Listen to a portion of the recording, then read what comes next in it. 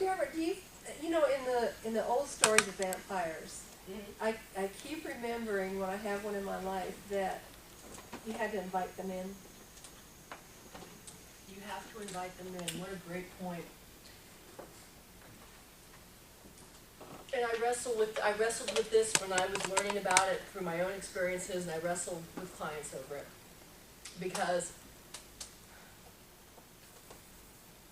when we're spiritual beings, right, having human experience, we want this to be a spiritual experience, but how do we do that? And it's difficult, and again, I don't care how long you've been on the path. It is not fun to have to acknowledge that from a spiritual perspective, from that highest level of being, I asked for this.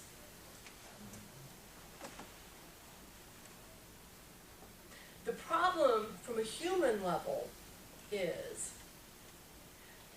that all that succeeds in doing is make me feel guilty.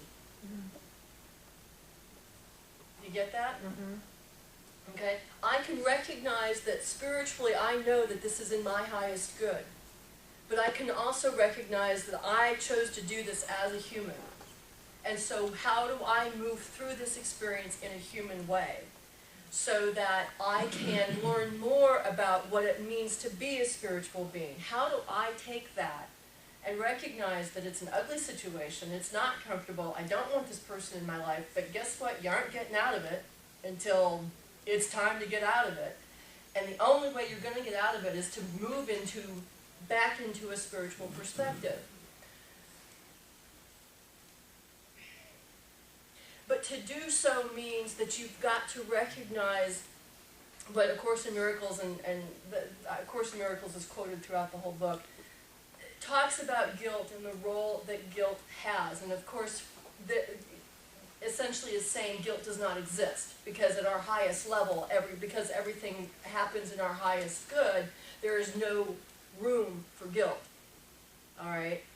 And so we can, again, from a spiritual perspective, we can get that. From a human level, it's one of the most difficult things to get rid of, because we're going to feel guilty about thinking negative thoughts, because we're going to judge our own personal reactions to this person rather than discerning.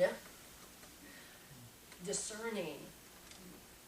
Here's the line between judgment and discernment.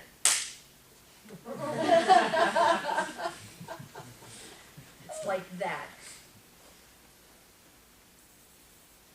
Do I judge this? Do I judge my interaction with the person who's causing me to throw up or feel like being nauseous, good or bad? Or am I just simply saying, it is? Am I simply just saying, it is?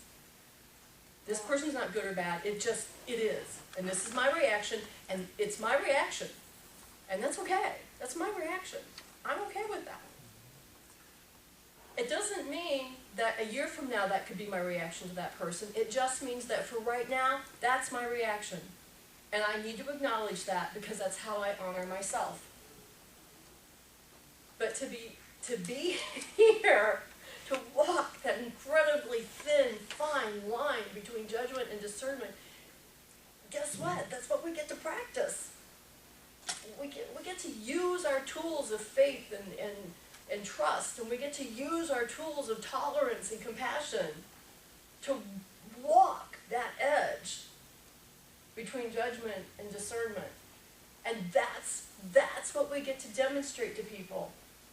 Like, okay, today I'm in judgment.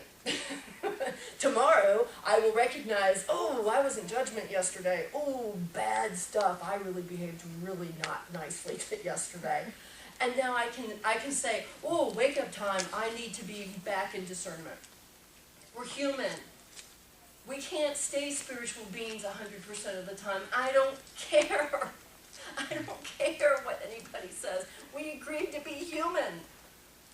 We have to have those experiences, because that's how we value being a spiritual being, is to fall off that wall so that we can pick ourselves back up and go, hey, you know, I really like it on that other side a lot better.